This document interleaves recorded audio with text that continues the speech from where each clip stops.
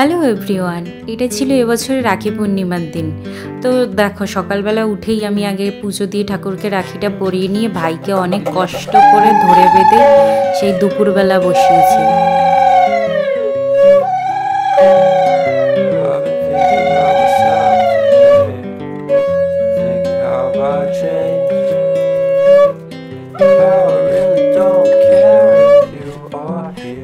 আমার রাখির প্যাকেটটা খুলতে এত লেট হচ্ছিল, তাই দেখে তো ভাই হেসেই খুন।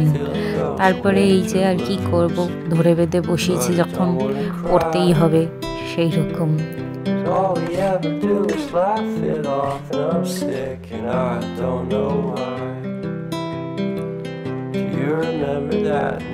তারপরে আর কি, এই যে দেখো আমার সেই ছোট্ট ভাইটা আমাকে আবার গিফট দিচ্ছিল, আর নমস্কার করানোর জন্য দেখেছো আমি তো পা একদম এগিয়েই দিয়েছি।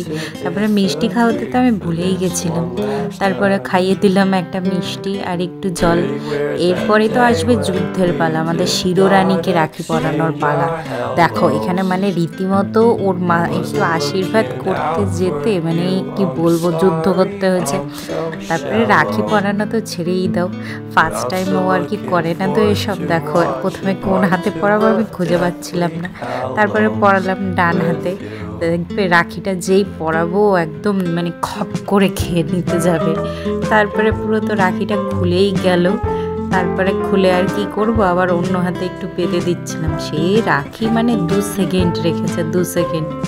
মিষ্টিটা ভালোভাবে খাচ্ছে, তবে রাখিটা পরে সে রাখবে না, এত বড় পাজি।